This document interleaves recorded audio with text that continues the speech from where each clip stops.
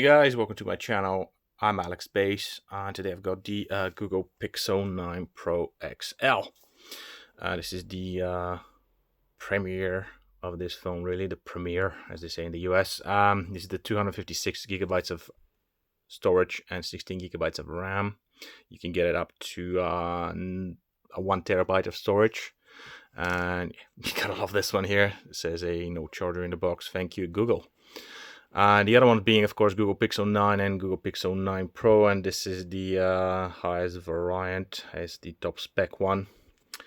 And I'm actually quite curious to see what it is about, and I'm excited to have it. I cannot believe I'm saying that for a Google Pixel phone, but here we are. Let's open the box and see what we got. Take it from there. Let's do that one.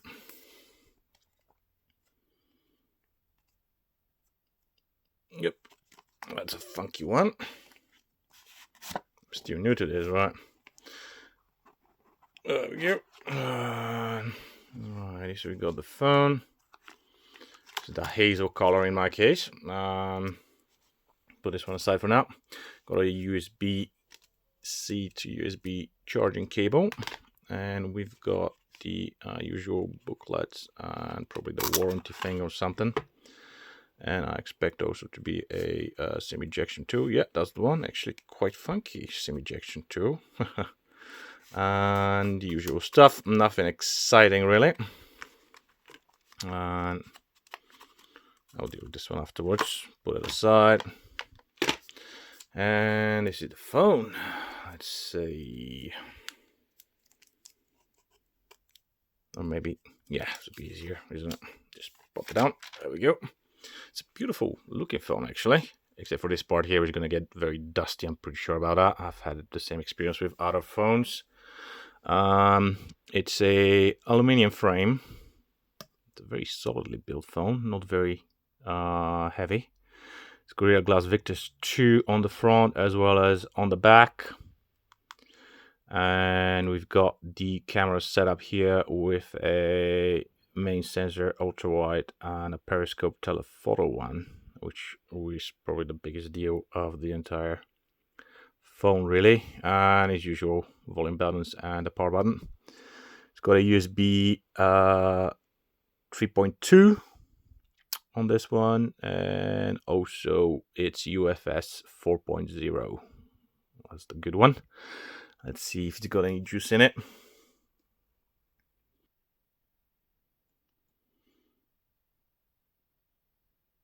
It's got some juice in it. Excellent. Right, let's set it up and we'll take it from there. Abracadabra, simsalabim, and we are back through the magic of video editing.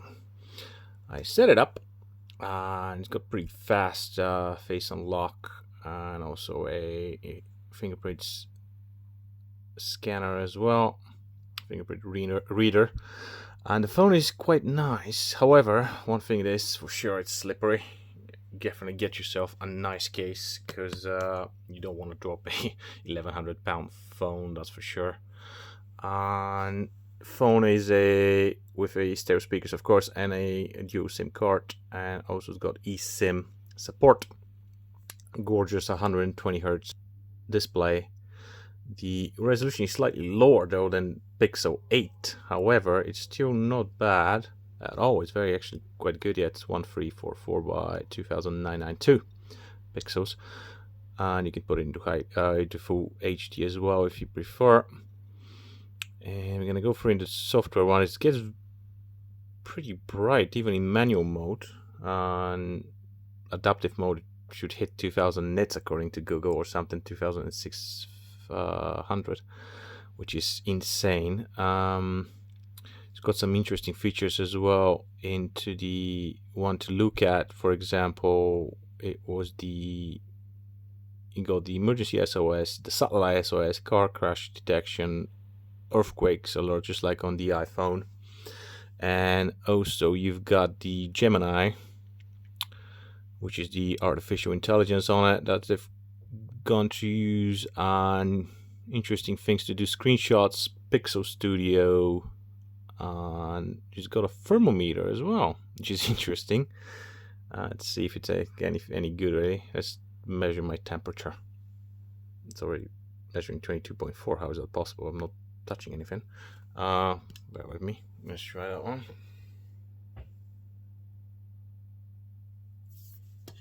31.9. That's definitely not right. Let's try again.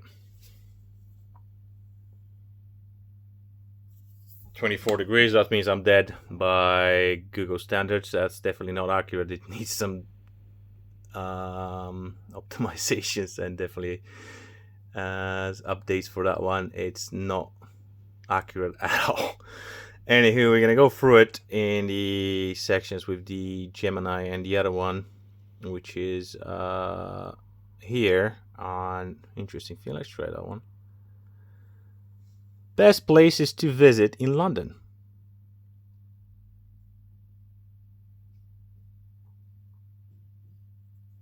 London, a vibrant and historic city, offers a plethora of attractions for visitors of all ages. Here are some of the best places to visit. Iconic landmarks. Buckingham Palace. Witness the changing of the guard ceremony or explore the state rooms during summer. Tower of London. Discover the fascinating history of this medieval fortress, home to the crown jewels. Big Ben. Admire this iconic clock tower, a symbol of London. London Eye. Enjoy panoramic views of the city from this giant Ferris wheel. Westminster Abbey. Visit this historic... Right, yeah, we get the gist of it. It's not very useful for me, but it's there if you want to use it. We'll check it a little bit more into the software part. And now we're gonna focus on other areas and move on with the review. Oh, it's an LTPO screen on the Pixel 9 Pro XL, and it goes down to 1 Hz very quickly, and the maximum is 120 Hz, of course. When you use your Gmail, for example, and browsing, it goes up to 120 Hz and switches as quickly down to 1 Hz. And when you watch a video, it goes down to 30 Hz, and you can see it switches between 30 and 60 very quickly. And on a couple of occasions, I even saw 24 Hz. It was very momentarily, and then switches back to 30 Hz, but still, it's not very noticeable at all, which is great. And when you browse online, it basically maintains 120 Hz. When you don't touch the screen, within a second it goes down to 1 Hz again, which is pretty good. There we go with this one. Now, yep, same thing, very adaptive. And when you use Google Maps, it goes up to 60 Hz, and again it actually changes, goes down to 20 Hz and even 1 Hz. Once you go into the actual mode to travel somewhere, or just get directions, really, let's say from here, it's gonna maintain on the map 60 Hz and then go down to 1 Hz as well, but mostly it's gonna be 60 Hz on that one, which is still pretty efficient to me. The other thing that I noticed was in the photo gallery is at 120 Hz almost all the time, and it goes down to 1 Hz. It does not maintain 60 Hz, which is pretty good. It goes down to 1 Hz as well. And the videos already show you that one. Let's say the gaming is also 120 Hz. The camera is 60 Hz, and it goes down to 1 Hz as well, which is pretty interesting. So we go here, up. It's not visible actually. Yeah, it definitely goes down to 60 Hz, even 30 Hz on that one. Yeah, it's pretty good. Fingerprint scanner is actually quite quick, and I tried it numerous times, and it's very snappy. I loved it. The face unlock is also good. It's also very quick, and that's to be appreciated, of course. This phone screen is very legible outside, as I noticed. It's in the sunny days. While he was there, he threw down the gauntlet in a very Nebraska way. Do you think J.D. Vance knows one damn thing about Nebraska? Even if it is a bit reflective, really, but still, there's not much to complain there, and you have no problem with it whatsoever. The colors are consistent, and the brightness is very big. High refresh gaming is completely possible on the Google Pixel 9 Pro XL, and it doesn't go without a little bit of a few hiccups. The Google Tensor G4 chipset is not as powerful as the GPU in the Snapdragon 8 Gen 3 or the Dimensity 9300 or even in the Apple A17 Pro. Overall, it's enjoyable. The phone does get noticeably warm after half an hour of session, but it's overall not too bad. Yeah, to confirm the mediocrity of the chipset, the scores are pretty mediocre, very average overall, as you can see here. Yeah, it's about the average, really, for the both the class and in total for gaming. The phone's CPU is also very, very marginally improved. We're talking about very small improvement compared to G3 of last year's of Google Pixel's chipset, as well as this gaming score, 6,500 points. Not great. Most Android flagships actually can push over 8,000 easily. Apart from that, the overall use of the phone is actually quite nice. The phone is smooth and responsive. There are no connection issues, at least I know this of course. And the battery has also been boosted by the incredible 10 milliamp hours. That's not even 1% improvement. However, of course, that doesn't tell the whole story. Actually, it's got now 37 watt charge, which is improved from 27 watts on the Google Pixel 8 Pro, as well as the web browsing has been boosted, and it's about 16% longer than on the 8 Pro. And the watching videos are about 20% more. So yeah, it's pretty good. It's got wireless charge at 23 watts, but it is very slow, so I don't use it, but it's there if you need it. And it's got an IP68 for full water and dust resistance. Overall, I didn't have much complaints in terms of build and durability. The AI shenanigans, well, for example, this one, you take a picture and then you let AI tell you what's in the picture, and they'll give you a description. Yay, sounds riveting, right? Wait for it, because it gets better. You can put a silly emoji over your face like this and look ridiculous. Oh yeah, I love it. We're back to this one as well. Again. Where's the best place to go in New York City?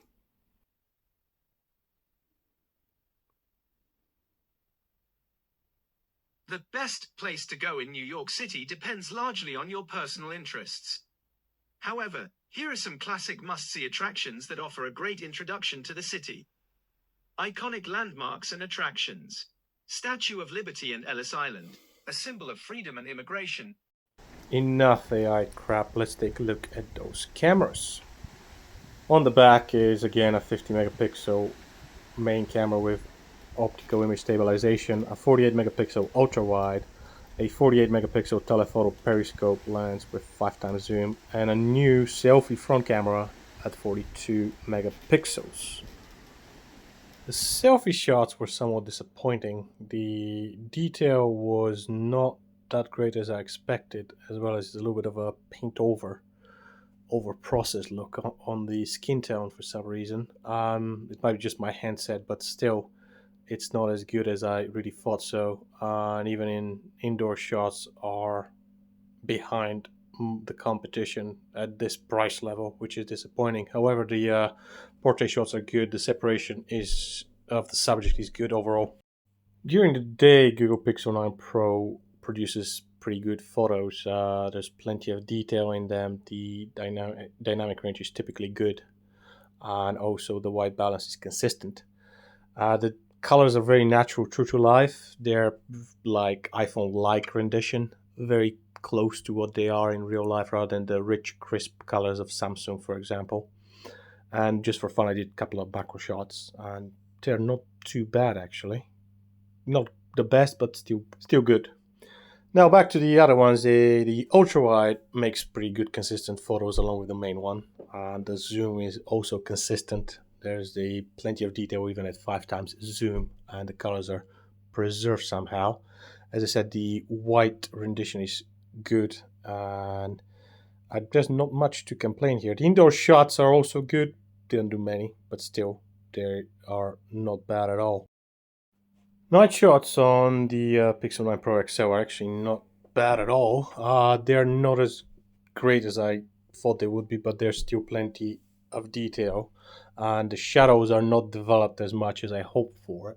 But still, the ultra wide is doing great job with its colors and consistency, and the zoom at 2, 3, and even 5 times. It's with plenty of detail when there's enough light. The night shows are not the best on the market, but they're still pretty good and do a very respectable job overall.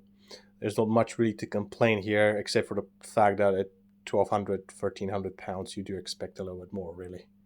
The bar is set so high that you really expect the best. That's exactly what I meant. Apart from the less developed shadows, however, the detail is great overall, and the natural rendition of it and the special effect is not over processed or anything, so there's not much to complain in that regard. Overall, we could think of those photos as pretty good, but not great. Selfies during the day were disappointing a little bit, and at night I didn't expect much, to be honest, and they turned out to be very average, and the detail was not that great, and the exposure was also underdeveloped, and in a couple of words, I didn't like them. But then again, if you like them, let me know in the comments. Now let's take a look at the videos. Main camera has a little bit of a soft footage to it. I cannot really explain that. The colors are a bit warm for my liking, and the contrast is a little bit too high, but still, again, not too much to complain. The stabilization is fine, cannot complain about it, and the overall video is solid, as I would refer to it in the selfies as well. But you have a look at it and let me know what you think.